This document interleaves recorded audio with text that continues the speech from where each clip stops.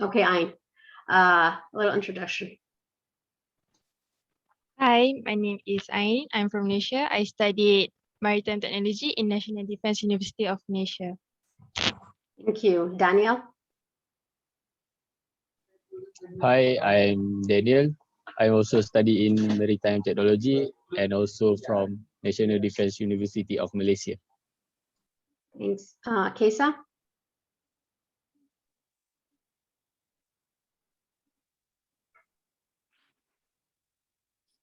We cannot hear you, Kesa.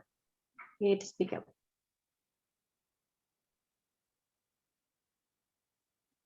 Okay, we're gonna go ahead. Can you? Okay, Arif. Hello, am my voice clear? All right. Hello, I am Arif from Malaysia. I am in the Army, officer cadet precise. I'm currently studying in computer science, security system in National Defense University of Malaysia. Thank you. Thanks. Azri. Hi, my name is Muhammad Azri Akil bin Muhammad Azman. I'm from Malaysia and currently I'm second year student in electrical engineering from National Defense University of Malaysia. Thanks. Rofun. Hello, everyone. I'm Rafun Ridwan from Bangladesh. I'm studying at the Military Institute of Science and Technology in Civil Engineering. Tabassum. I'm Tabassum Islam Tamanna and I'm from Bangladesh and I'm studying law at Bangladesh University of Professionals. Yasin. Hello, my name is Yasin Zlatanov. I'm from Bulgaria. I study navigation in the Bulgarian Naval Academy. Thank you. Swashirni. Thanks. Swashirni. Hello everyone, my name is Swashni Sadasivam. I'm doing my bachelor's degree in human resource management course at National Defense University of Malaysia. Thank you. Thanks. Taslima. Hello everyone, I'm Taslima Karima from Bangladesh. I'm studying law in Bangladesh University of Professionals. Thanks. Mohammed. Hello, I am Mohammed Al Nazi from Kuwait. I'm a lieutenant in the Kuwait Army and exactly in the artillery. Thanks. Zaid. Hello everyone, my name is Zaid. I'm a lieutenant in the Kuwaiti Air Force. Thank you. Kesa, let's try again.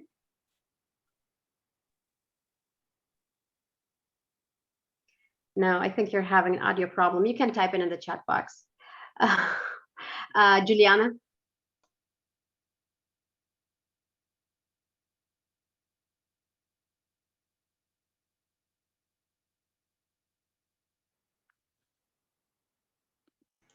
She's having some internet issues, I think.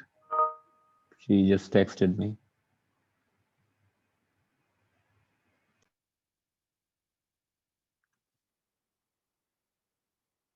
I think you're muted, Nella. Yes, I am muted. We also have program ambassadors who are helping our students throughout the program. So we're gonna do a quick introduction of them as well. Olive, let's start with you. Good morning, my name is Olive, and I'm currently studying journalism with an emphasis in public relations at the University of Nevada, Reno. Thanks. Zora. Hi, my name's Azora. I recently graduated with a bachelor's degree in international affairs, emphasis in human rights and diplomacy. Thanks, Sarah. Hi, I'm Sarah. I also just recently graduated with degrees in management, international business, and anthropology. Thanks. Tatum. Hi, my name is Tatum. I'm a senior at UNR and I study international affairs and Chinese. Thank you. And we have two guest attendees. One of them is Tanya. If you could introduce yourself. Sure, Ambassador Williamson, it's lovely to meet you. My name is Tanya Jazinka. I'm a program officer in the Bureau of Educational and Cultural Affairs at the Department of State. I'm sort of the liaison at the State Department for this program, and I'm so pleased and honored that you've joined us today to speak to our students. So thank you very much. Thank you. I'm Karina Black. Good morning and evening, everyone. Ambassador Williamson, thank you so much for agreeing to speak to our amazing crew here. I'm the executive director of the International Center, and I work with the fabulous Nilofer at the University of Nevada. Thank you very much. Ambassador Williamson, we all have your bio, but we would like to hear an introduction of yourself. Okay, well, great. Well, first of all, I'm delighted to have this opportunity to speak with all of you today. It's certainly an impressive group, so thank you for all taking a little time to introduce yourselves so I have a better idea of whom I'm speaking to. What I thought I would do is maybe just start off with some remarks about the McCain Institute and about Senator McCain, and then I wanted to shift to my career path and talk through the different jobs that I've held and the issues on which I have worked, which certainly relate to international rule of law development.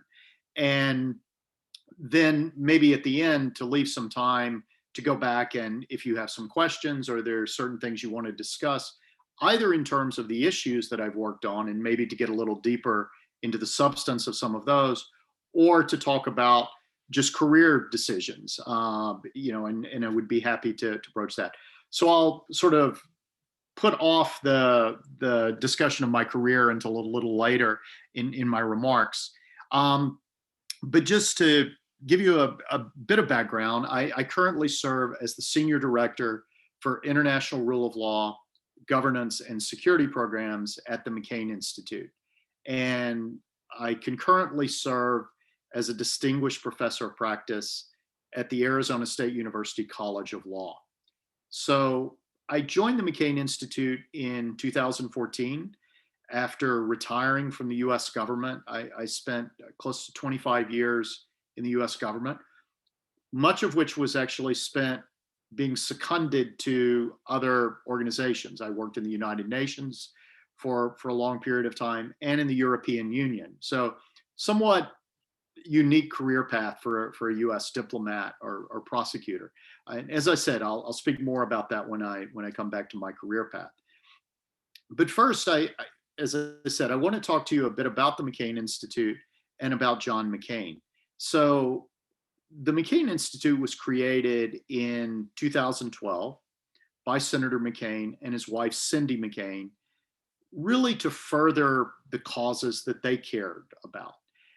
Despite the fact that Senator McCain was a Republican member of the US Senate, at that time he was still serving in the Senate, the Institute was set up as a nonpartisan organization. So it's not a Republican organization, it's not a Democratic organization. It's completely nonpartisan, part of Arizona State University. And Senator McCain's vision for the Institute was that it would be different from other Washington policy institutes, or as they're often called, think tanks. And in fact, he often said that he didn't want the Institute to be a think tank, he wanted it to be a do tank. And so what he meant by that was what a lot of the policy institutes do, the think tanks, a lot of their work sort of revolves around convening working groups of experts on issues who will study a certain issue. They may have some public meetings, and then they will issue a policy paper. And hundreds of these papers are issued by policy institutes in Washington every year. And so I think Senator McCain's feeling was, you have enough organizations doing that, let's do something different. I mean, obviously we'll study complex, challenging issues, but with an idea of how we can go out and actually do something to address these issues, as opposed to just making policy recommendations. So with this in mind, the Institute was set up initially with 3 programs. The first was the Next Generation Leaders Program.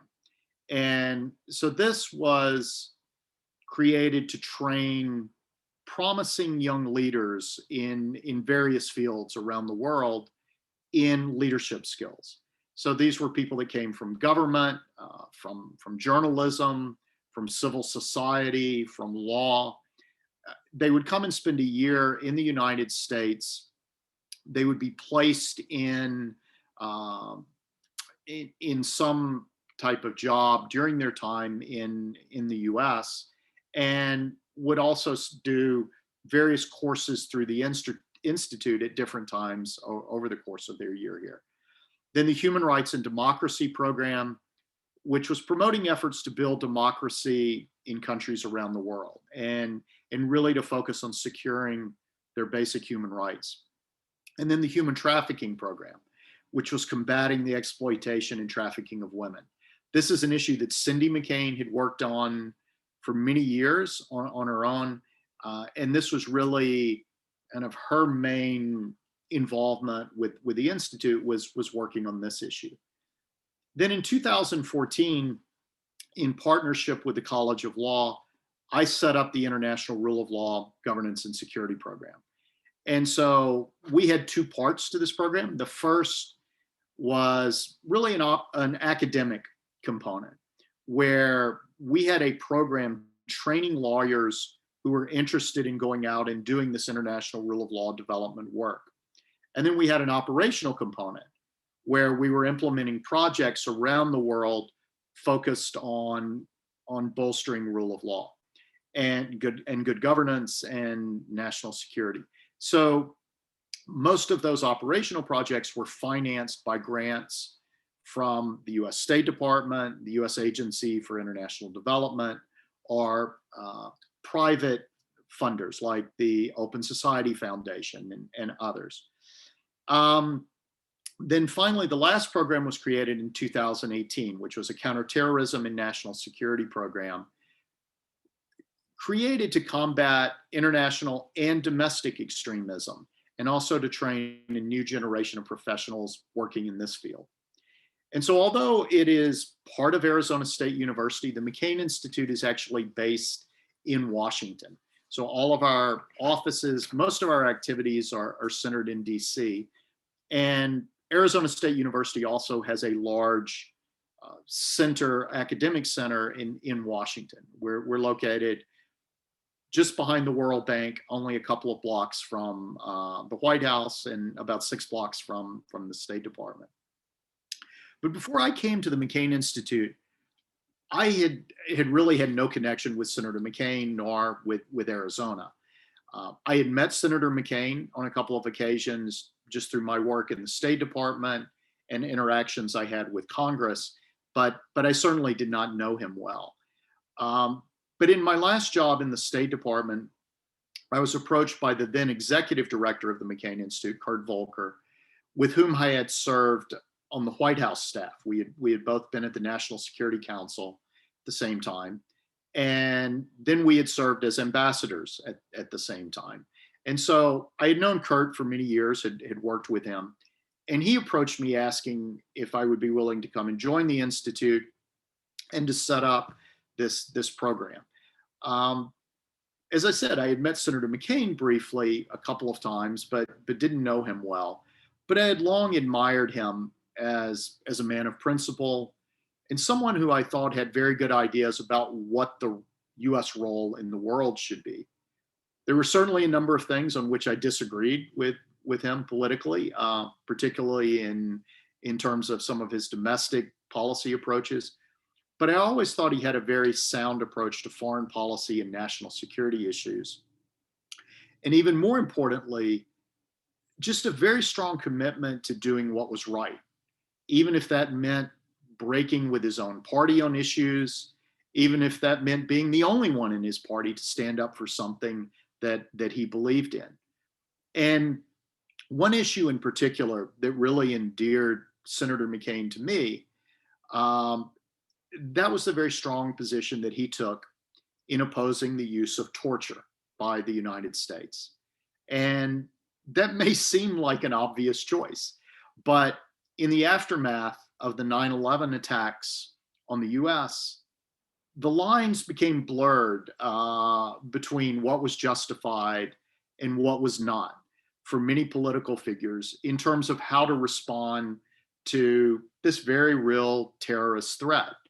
And unfortunately, too many of those political figures and people in government felt like, that these attacks were so egregious that we really didn't have to follow any rules in responding to them, or, as I said, that these rules at the very least were blurred. And John McCain was one of the few who remained steadfast in standing up and doing the right thing there. And as I'll talk about in a moment, I served as the US Ambassador at Large for War Crimes Issues for the last 2.5 years of the Bush administration and the first year of the Obama administration. And I had two main responsibilities. First of all, I was the senior policy official in the US government dealing with atrocity prevention and response, and then leading US diplomatic efforts around the world to promote accountability for atrocity crimes. So I was a very strong proponent of the United States practicing what we preached. I was going around urging other governments to do the right thing, and in dealing with accountability issues for, persons that might have committed war crimes, certainly people who had been indicted by international tribunals, and urging other governments to cooperate with these efforts, to hand over people for trial, to do what was right there. And so I felt very strongly that if we're trying to bolster accountability in other countries, we should also be very committed to rule of law and respect for international standards in our own practices. And then secondly, I had responsibility for negotiating transfers of detainees from the Guantanamo detention facility back to their home countries or to third countries. And I also had very strong feelings that the establishment of Guantanamo had been a mistake and that it needed to be acknowledged as such and closed. And in fact, this was the policy of both the Bush administration toward the end and certainly the Obama administration. And so I was actively involved in these negotiations to repatriate detainees from Guantanamo, as I said, back to their home countries or to third countries. But there was no stronger voice in the US Senate, or really in the whole political leadership in the US, that championed these causes more than John McCain, and who also had the added credibility as someone who had been imprisoned and tortured during the Vietnam War. So many of you that are on this call are military officers, or you're involved in military studies in some way or another.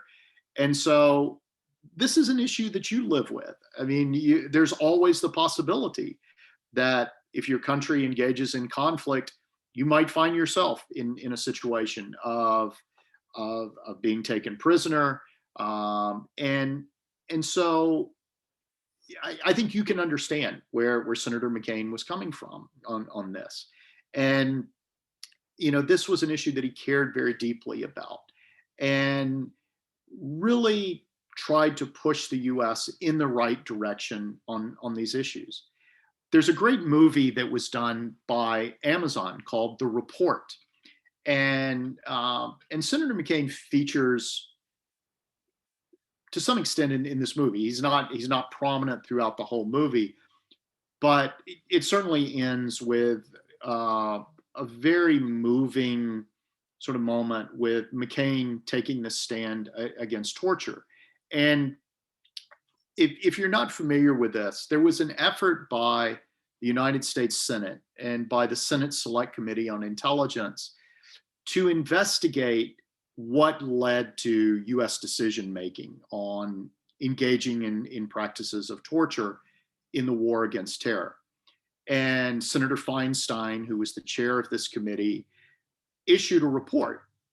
And there was an unwillingness by the executive branch to have this report released. There was a lot of opposition within the Senate, but Senator McCain spoke out very strongly about the release of this report.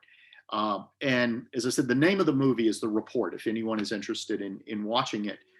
But I just wanted to quote from his speech that he made on the floor of the Senate when he was urging the release of this report. And he said, "But in the end, torture's failure to serve its intended purpose isn't the main reason to oppose its use. I have often said and will always maintain that this question isn't about our enemies, it's about us. It's about who we were, who we are, and who we aspire to be. It's about how we represent ourselves to the world. We have made our way in this often dangerous and cruel world, not by just strictly pursuing our geopolitical interests, but by exemplifying our political values and influencing other nations to embrace them. When we fight to defend our security, we fight also for an idea, not for a tribe or a twisted interpretation of an ancient religion or for a king, but for an idea that all men are endowed by their creator with inalienable rights. How much safer the world would be if all nations believed the same. How much more dangerous it can become when we forget it ourselves, even momentarily." And this is the point about McCain. He consistently fought for this idea that the United States' real strength came not from military power, but from embracing our core values, in advancing rule of law, in promoting human rights as we confront adversaries, and as we work with our allies. And fundamentally, it comes down to this idea that if the US is hypocritical in practicing what it preaches, no matter how much military force we can bring to bear in a given situation, we're still weakened by this departure from our values. As he said in the speech on torture, fundamentally, it's not about the effectiveness of a certain policy or practice on our enemies. It's the question of who we are that should really concern us. And this is why McCain devoted so much effort during his time in the Senate to bolstering rule of law around the world, to not letting people forget political prisoners who were held by authoritarian governments, to helping those who were fighting for basic human rights or for democratic governance in their own countries. This is what he thought the United States should stand for. And these are the same ideas that he wanted to perpetuate through the work of the McCain Institute. And his personal legacy has been so critical to the Institute's reputation. For democracy activists all over the world, McCain's name opens doors and gives us a degree of credibility that we wouldn't have otherwise. So that's an important factor for our work, but it also offers a lesson to others, I think, in prominent political positions in the US, and I would argue in other democratic states as well, that one's legacy is forged by a person's commitment and adherence to his or her country's values, not by transient sort of battlefield or political victories that are achieved when those principles are disregarded. So I'll shift now, and as I said, just talk a little bit about my career, the types of things that I've worked on, and then we can maybe at the end make one more shift and just have a little bit of a discussion period. So my education is in the law. I attended law school in New Orleans at Tulane University. And after I graduated, I became a state prosecutor in New Orleans and served in that role for about 5 years. And then came to Washington in 1992 to work at the US Department of Justice, and initially in the organized crime and racketeering section. So I was based in Washington, but dealing with cases all over the country involving organized crime groups.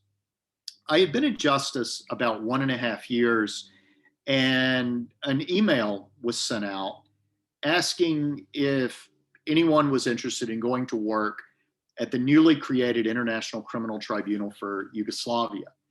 And just to show you how long ago this was, email was actually something very new at that point. We had just gotten email, we had just gotten desktop computers even. So before that, everything was done by paper. So that probably predates some of your births even. But anyway, this was 1993. I was very interested in this possibility of going to work at the Yugoslavia Tribunal, but I thought I had no chance at being selected. I had only been in the department for about a year and a half. And so there were a lot of people who were much more senior than me who were applying for this. But as it turned out, I had the mix of experience that they were looking for. And just coincidentally, I had traveled through the former Yugoslavia right before the war had started with two friends, and we had backpacked for about 3 weeks through Croatia, Bosnia, and Slovenia. So I knew a lot about the country and had followed the conflict very closely because it had transpired so soon after I had been there. And in the end, I was fortunate enough to be selected for what was supposed to be a one-year posting at the Yugoslavia Tribunal.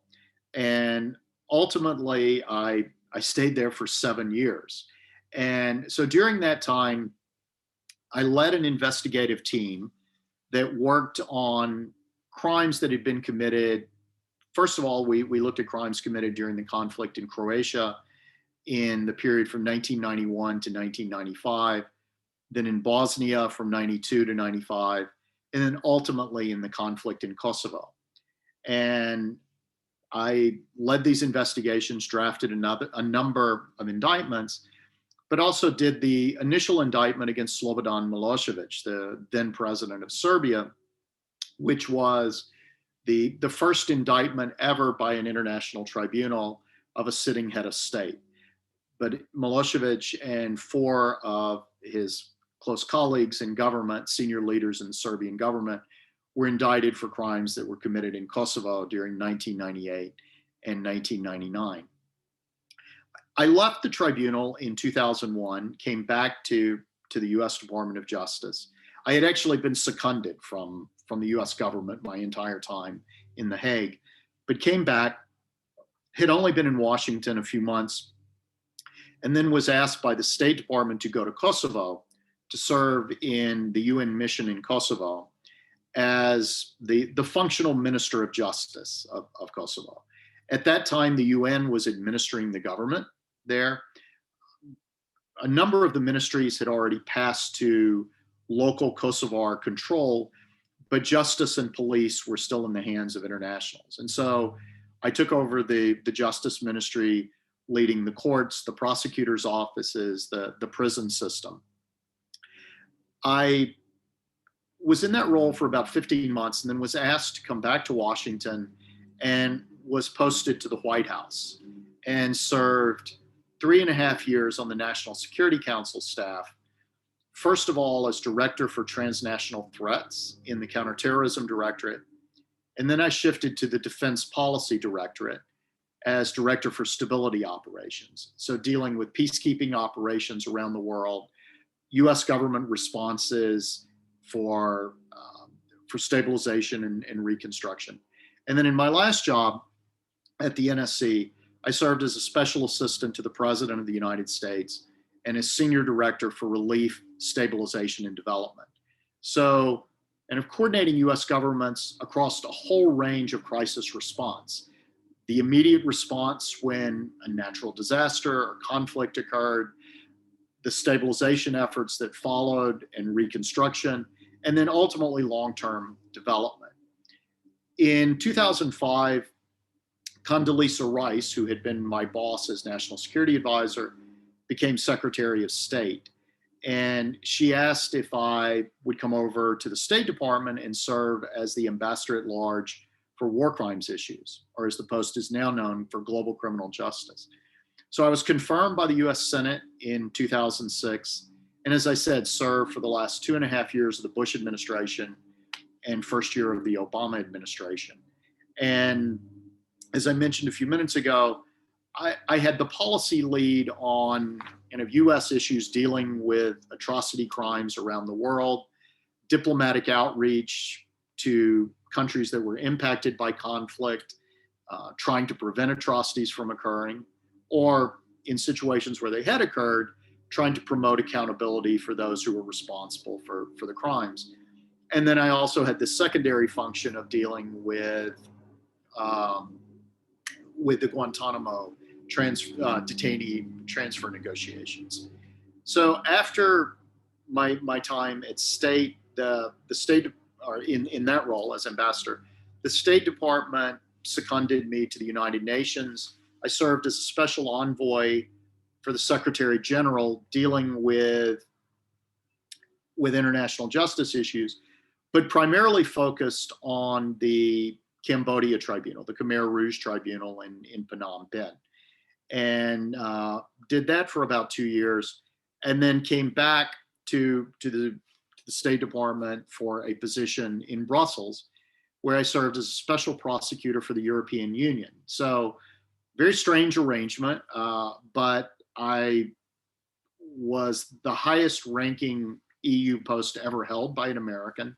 I was in the European External Action Service in Brussels, leading this investigation of war crimes that had occurred in Kosovo toward the end of the Kosovo conflict and in the aftermath of that conflict, but crimes that had fallen outside the jurisdiction of the International Criminal Tribunal of Yugoslavia. So I was in that role from 2011 to 2014. And that's the point, as I indicated earlier, when I had retired from the State Department and then joined the McCain Institute. I still do some work for the State Department. I serve as a senior advisor to the Bureau for European and Eurasian Affairs. And I have a role as the president of the Arbitration Tribunal for Brčko in Bosnia, which is on appointment from the Office of the High Representative in Bosnia and Herzegovina and from the International Court of Justice. So I stay involved particularly in the Balkans. And I also do some work through the McCain Institute on projects that we're doing around the world. So we've done projects recently in Mexico, in Pakistan, in Georgia, in Albania, and are currently involved in one or about to begin one with the US-Russia Foundation, working with pro-democracy groups in Russia.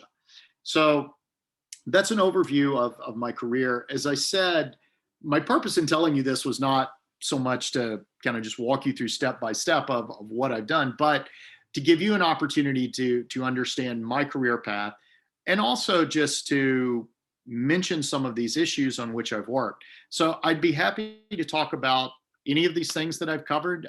If you want to talk about the substance of any of those issues or anything else, please feel free. And or any questions just about career path, happy to talk about those as well. Thank you very much for this comprehensive explanation of McCain Institute, Senator McCain, and your career. It's very, very great information. Our students were able to watch a documentary about Senator McCain, and the comments that I received, they all had a mutual comment.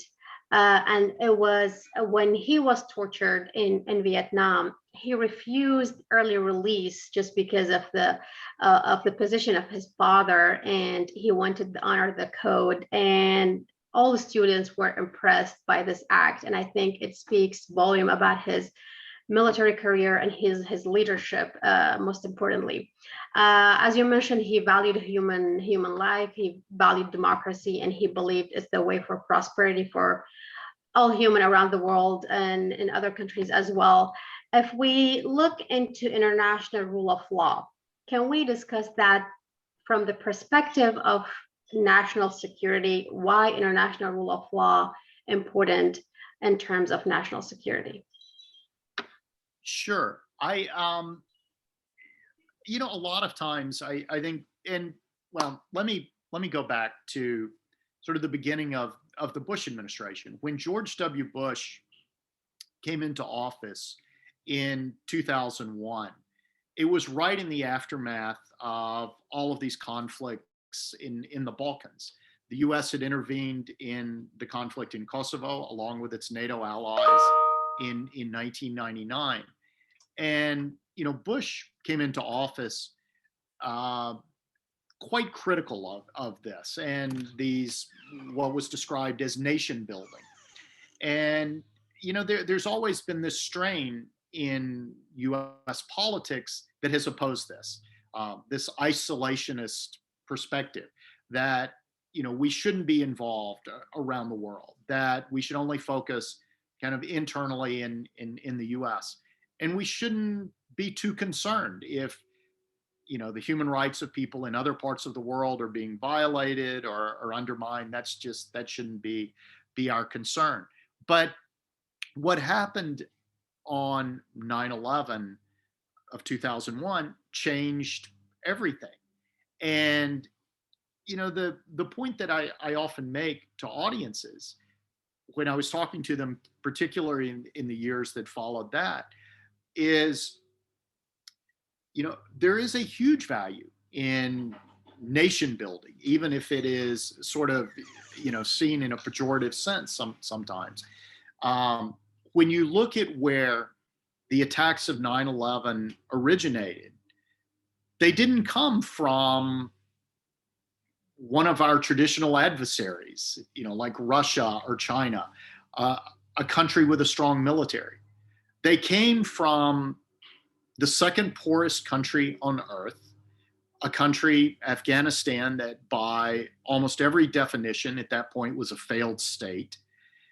And yet, this was the source of an attack that was the most deadly and devastating attack ever launched against the United States. And so this idea that you can ignore state failure across the world, even in a place as distant as Afghanistan, was thrown out the window by what happened on 9/11. And the point that I would try to emphasize is that if you have instability or insecurity anywhere in the world now, as interconnected as the world is, that's then a threat to stability and security everywhere, as we saw with Afghanistan.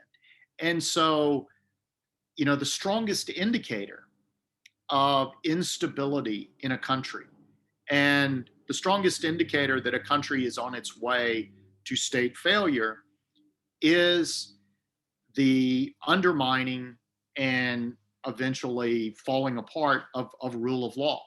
So rule of law is the fabric that holds societies together. So it's so critical that if you're trying to address instability or threats that are posed to global security, you have to start with rule of law. And all that encompasses, that's respect for human rights. It's combating corruption in government. It's combating authoritarianism. It's making sure that people's voices are represented in their own government. So all of those things are tied up in rule of law. But as I said, rule of law tends to be the foundation for everything else that you're trying to do in terms of creating and ensuring domestic and international security and stability. Absolutely. Do we have any questions from the audience? I'd like to open the floor for questions. Either raise your hand or you can type in the chat box. Olive? Good morning, sir. Thank you for being here today. So my question is, as a prospective law student myself, what kinds of experiences did you have as a law student that set you up for the career you were able to have and that first job that launched your career? I mean, it's an interesting question. And, I'm often asked this in the, because I think a lot of students and all of you are studying right now, and there's a tendency to put a lot of pressure on yourself to kind of chart out what your career path is going to be, even while you're still in school. And as I often tell people, the career path that I took and the area where I ended up spending most of my career didn't even exist when I was in law school. International criminal justice, to the extent that it was a field of specialization, was really just an academic study. It was, at the point that I was in law school, it was maybe going back and looking at the Nuremberg and Tokyo tribunals created after World War II. But after that, there were no efforts at international justice, really, in an operational sense. It was just this academic study. So it was only with the creation of the Yugoslavia and then the Rwanda Tribunal the following year in 1993 and 1994 that an operational perspective to international criminal justice was established. And I became involved in doing that at the very early stages. So I couldn't have even planned this out if I had wanted to when I was in law school, because as I said, there just wasn't this option available at that time. I was very interested in criminal prosecution, and that's what I ended up doing coming out of law school. First of all, as a state prosecutor, then as a federal prosecutor. I was always interested in international affairs, and I loved traveling. I was particularly interested in European history, Central and Eastern Europe in particular. That's one of the things that had led me to do this backpacking trip through Yugoslavia and some of the other countries right after the fall of the Berlin Wall. But I really just saw that as a hobby. I didn't see that as something that would give me work opportunities. But when this opportunity arose to go to the Yugoslavia Tribunal, and when I was fortunate enough to be selected, it allowed me to really combine my specialization as a prosecutor and as someone who had led criminal investigations with this area in which I was very interested in, kind of global geopolitics and history. And so there's a degree of luck involved there, I think, as there always is with career paths. But as I said, it's not something that I could have planned out. But the advice that I give to people is to just do things that you're interested in. Make career choices based on jobs that you're interested in doing, rather than trying to map it out too much and say, if I take this job, it's going to lead to this and it's going to lead to that, because you never know if that's going to happen. And if it's not something you enjoy doing, you're going to be miserable. Whereas if you do what you want to do, if it does end up working out and leading to something else, great. But if it's not, then at least you're going to enjoy what you're engaged in, the work that you're doing, and you're going to get satisfaction out of it. And, I was fortunate enough to be able to do that all the way through my career. Thank you. Thank you very much. Tabassum, you have a question? Thank you for giving me the floor. Can you speak up? We can hardly hear you. Am I audible now? Yes. Better. Okay. Thank you for giving me the floor. And sir, it was literally lovely knowing your journey. I mean, it was impressive. And my question is that I personally feel like that rule of law is an utopian idea. So I just want your opinion that what do you think, that what are the indicators that this country has rule of law and it is perfectly all right? I mean, we can say that this country has rule of law established perfectly. So that is my question to you, sir. Thank you. I agree with you completely. I think it is a utopian idea that to achieve perfect in a state of rule of law. And there's no country in the world that has reached that level of perfection. But we have to keep striving to get there. And as you're doing that, as you try to address problems within your own society, everyone is a step forward. I mentioned Condoleezza Rice, who was my boss's national security advisor, and then became Secretary of State. And I was in several meetings with her during her time as secretary, where we were talking with officials from governments that were dealing with these kind of post-conflict challenges with rule of law. Oftentimes, senior officials in their governments, either political leaders or military officers, had been accused of committing war crimes. And it was difficult for them to deal with this and maybe to surrender these people to international tribunals for trial. And she would tell this story, which was always very impactful. In her office as Secretary of State, there was a portrait of Thomas Jefferson, who was the first Secretary of State serving under George Washington. And she said, and Condoleezza Rice, who was African American, would say, Thomas Jefferson was the first person to hold this office.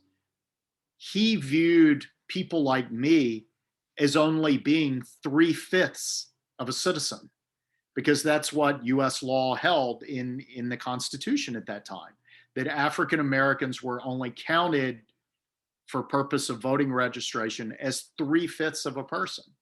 And they were, certainly held in slavery at that time. And she said, he was my predecessor as Secretary of State. And here I am now, serving as Secretary of State, sitting in this office. She grew up in the American South, where I also come from. I'm from Louisiana. She was from Alabama, in a place that had very discriminatory laws against African Americans, was completely segregated. But she grew up in that environment and rose to become Secretary of State, which was followed right after that by Barack Obama, who became the first African American president of this country. So the point that she was making was that there has been a huge evolution in our own country in trying to rectify problems with rule of law. We're still not perfect by any means, but we have made tremendous progress, certainly since the time of Washington and Jefferson, but even in the time since Condoleezza Rice or Barack Obama were young children. To become Secretary of State, to become President of the United States from a minority group that is only 13% of the US population. So it shows that, even in a country like the US, which has prided itself on its constitution, its laws, its continuum of democracy for, almost 250 years, that we have still had huge challenges, and we need to recognize that we still have challenges that we have to deal with. And so, what's important is to try to continue to address those challenges, to try to fix the things that are wrong, and to see where there are shortfalls in governance, in law. But ultimately, it comes down to the fact that a society is governed by law and not by individuals, that it is the law that prevails, not an individual who says, okay, I'm all powerful because I'm president. I'm going to put all of my family into positions of power, and I'm going to stay here until I get killed or die or whatever. I mean, it's where you have laws that govern the way society functions, that's really what the definition of rule of law is. And, we have seen over time Yeah, exactly.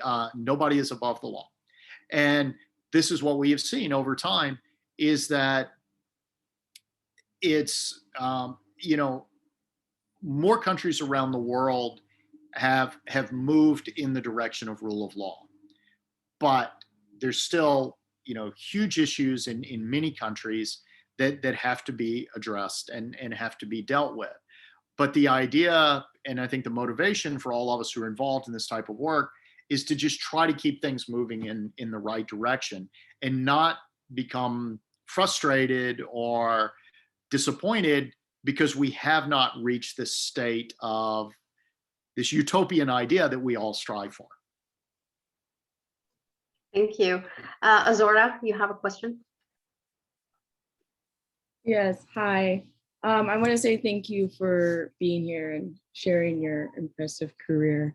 I have a question, but then as you were speaking, I had another one kind of forming. But I guess I'll do the one that was kind of forming. Throughout your career, how have you seen this idea of rule of law kind of be put into practice, in a sense of how have you seen it evolve? And do you see evolve through society changing first and then rule of law following, or law changing and then society changing with it? That's a great question, and it's a difficult one to answer. I think it really depends on the situation. I have particularly specialized in countries or regions that are emerging from conflict, and where you have had a failed state, or particularly you've had situations of ethnic conflict or religious conflict, and then a country has to try to put itself back together after that, or a region does. And oftentimes you're starting from scratch. In a place like Kosovo, where you had the United Nations come in and really run the government, and this has only happened in 2 places so far where peacekeeping operations in the UN have actually undertaken this idea of running a country. One was East Timor, Timor-Leste, and then the other was Kosovo. And so the idea was that you would have this, benevolent international power coming in and establishing rule of law, and hopefully society would follow. I think you could argue that in both cases, it has not been entirely successful. That's not the fault of the UN. I just think that this is a huge undertaking for any international organization or any country to try to come in and just impose rule of law. Timor-Leste has probably gotten further along than Kosovo with this in some respects. But you can get a helping hand from international organizations or from friendly governments that want to help with these things. But ultimately, it is driven by society at large. And, you have to have the right attitudes, you have to have the willingness of people to commit to this. And I think that comes down oftentimes to the role of political leaders. I remember on a couple of occasions having conversations with the president of Serbia in maybe 2008, 2009, Boris Tadic. And I was urging him to do more at that time in terms of cooperation with the Yugoslavia Tribunal. And he kept telling me, look, I'm already so far ahead of where my population is. I've gone as far as I can go. And the argument I was always making to him is, you have a responsibility to try to bring your population along to this.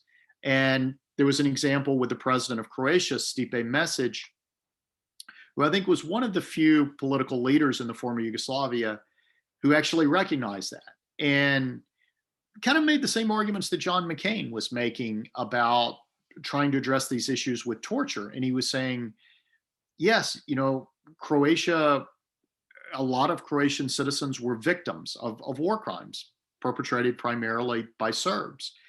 But there were also Croats who perpetrated war crimes. And this is not about just, an eye for an eye, a tooth for a tooth. This is also about who we are. And we have to come to terms with the responsibility of our own citizens. And President Message, the message that he sent by this had a big impact in Croatia. And I think it played no small part to the fact that Croatia is now a member of the European Union, where some of these other countries have lagged far behind. So, it is sort of a chicken and an egg situation. It's hard to say what comes first, but I think all of these things are critical. You need the right factors for creation of rule of law, and sometimes the international community can help with that. You need a desire within society to have rule of law and to put pressure on political leaders to bring that about. But you also have to have political leaders who have the vision and the commitment to try to achieve these things, and to also shift public opinion in favor of it. So I think all of these play a critical role, and without any of them, it's more difficult to achieve what you're seeking. Yeah, it's almost like it's a recipe than a procedure. Exactly. Yeah. Thank you very much, Ambassador Williamson. It's been an honor having you today talk to our students. I wish we had more time. I have so many questions that I want to ask you, but it's already past midnight in Malaysia and we need to let them go sleep. Again, thank you very much for joining us. I know you had a very busy schedule and you took the time out to meet with our student. It's been an honor. Well, I really enjoyed it. So thank you very much. And thank you particularly to those of you who are up so late to be a part of this discussion. And thank you for your questions. Thank you very much. Students, thank you very much for joining us in this discussion. Tanya, do you have any last words? No last words from me. Just a huge thank you to Ambassador Williamson for joining us. It was really, really lovely, and I hope we can continue to stay engaged in future iterations of this program. And hopefully the students will be able to meet you in person when they come to the United States. But we'll get to that when we get there. That would be great. Thank you. Absolutely. Absolutely. Thank you very much, everyone. Have a good day. Have a good night. And hopefully we'll see each other again sometime soon. Thank you. Take care. Bye. Bye-bye. Bye-bye.